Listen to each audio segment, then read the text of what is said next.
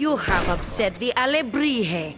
You are in trouble now. Welcome back to the channel, everyone. Today we're going to be doing a reaction to Blast Islami's new video, More Ideas for Tekken 8. I've seen a lot of people talking about this in the live stream. A lot of people were saying, did you see Blast Islami's video? Did you see? And after so many different people popping in and saying it, I had to take a look and watch it for myself. So let's start with some of these ideas. The first one, Brian Fury. When I look at this idea, it kind of reminds me of what I wanted out of Alyssa in Tekken 8. Alyssa is also a cyborg who is dressed up as a human. Of course, Brian Fury is a little bit different, but both of those characters, you do have that metal skeleton underneath the skin. And for Alyssa, I wanted it to be exposed kind of the same way that they do for Brian Fury right here.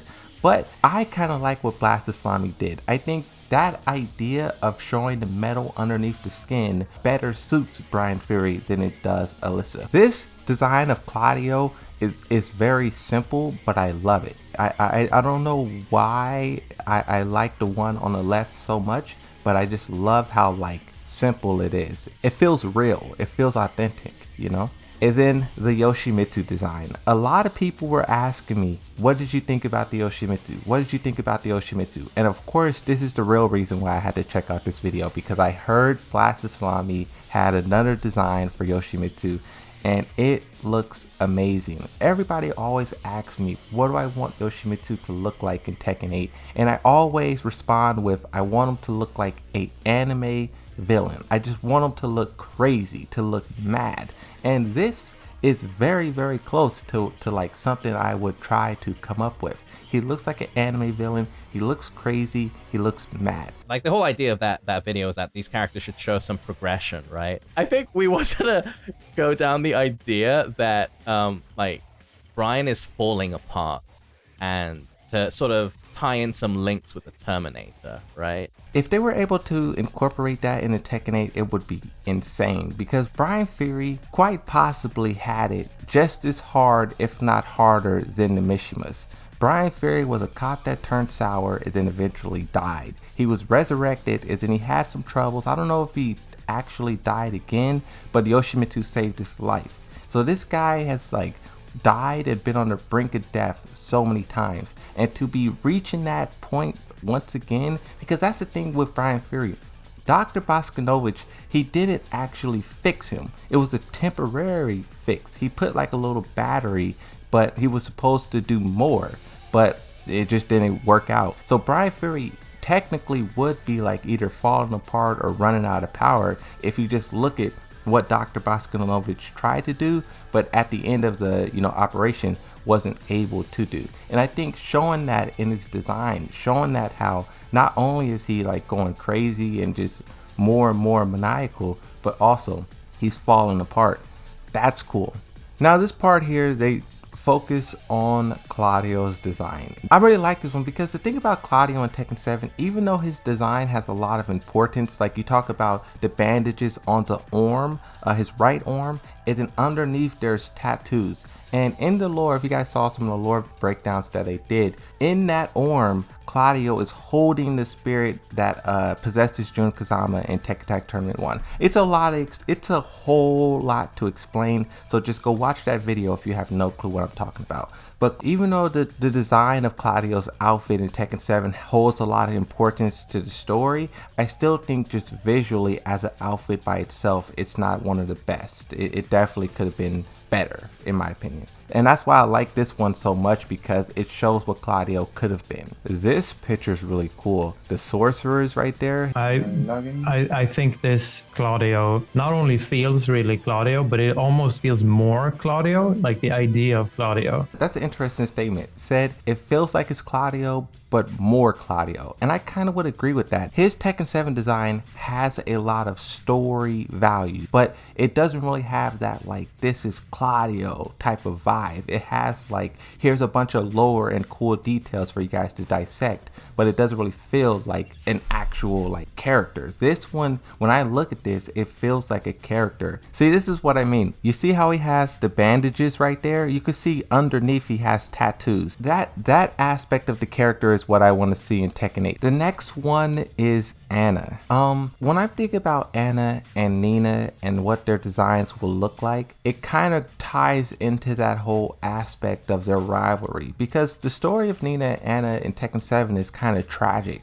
Nina takes on a job, a assassination mission. She goes to her sister's Anna's wedding. She kills her husband and she takes Anna's dress. Anna shows up in Tekken 7 as DLC, and that dress that she's wearing is like a mourning dress. That's like a dress you would wear at a funeral. The reason why I explain all that is because this design doesn't really capture that vengeance, that sorrow, that sadness. Like, Nina's took everything from Anna, and I would think her outfit would be a little bit more doom and gloom. This one looks like Nina's having the time of her life, you know, New York City, having a blast, having a ball. I feel like, I love this design, but I feel like the mental state of Anna probably wouldn't match that. But also too, you could look at it as, that's kind of like the character that Anna is in a sense too though. Like, she kind of is a character that would dress up super nice regardless. So I feel like it could work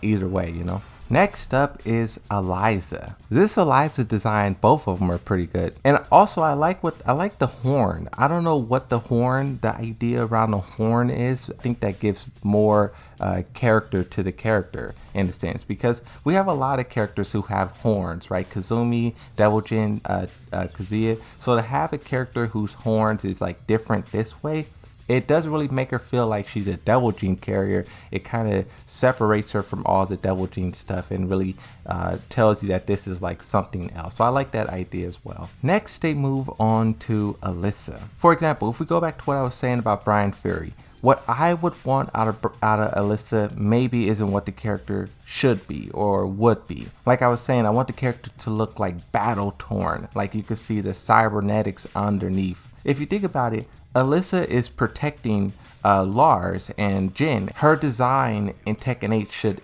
capture that sense of war, that sense of dread that we've seen in the trailer. Think about it. Kazuya is destroying New York City. Alyssa's gonna, try to protect people. So I want the war aspect to be shown kind of in the character's design in a sense, especially for a character like Alyssa who is so close to the battle. Yoshimitsu. Oh my god, this is what I've been waiting for. Yoshimitsu. This design, bro, I don't know which one of them made this design or how this was put together, but this design is crazy, bro. This design is crazy. Just looking at this, bro, just looking at this, I could look at this all day. There's something kind of terrifying about it too. There's like, I get kind of a dark fantasy, Dark Souls, bit of an insectoid vibe as well. Like, I like it when Yoshimitsu is terrifying. I think there should be that element to the character. I noticed the things that I want Tekken 8 to be is a cold reaction to what Tekken 7 was. Tekken 7, a lot of characters were jokes, were goofballs. You were supposed to laugh at them, right? They gave Yoshimitsu this squid outfit, and then his interaction with Leo is like this comedic laughing outfit. This outfit is a complete difference to that. You look at this and you think this is a capable warrior right here. If this person lifts up that blade, everybody in the room is done for. And that's kind of the vibe that I want out of Yoshimitsu. It's like, he means business. I won't go down the path of talking about Yoshimitsu's story and whatnot. I have videos about that, but we don't need a character who's joking and playing around. He has some serious issues. Kunimitsu, Yoshimitsu, he has a lot of things that needs to be accomplished, and this design looks like one that could get the job done. I wonder if they designed his outfit based on his interaction with Leo. I wonder what came first, the design or the story interaction between Yoshimitsu and Leo, because I think that probably could play into it. Because if you look at what Leo says, she literally says weird squid person or something like that, right? We'll never know, but I just wonder which one came first. I really like how like the faces on the shoulders and also the face in the amulet. This is one thing that I really like about Yoshimitsu outfit. I think in Tekken Tournament 2 and also Tekken 7, where he has the headpiece with the many head faces on it. I also think that element of Yoshimitsu is really cool too. Many different faces, because that's kind of what Yoshimitsu is as a character. It's not just one Yoshimitsu, it's many different Yoshimitsus all taking up the mantle. And when I see the many different faces, it's kind of like Yoshimitsu is paying homage to the past Yoshis,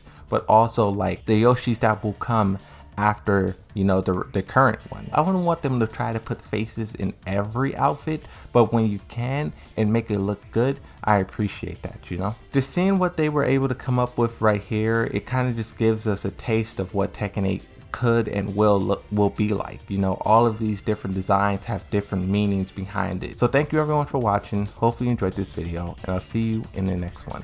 Bye bye.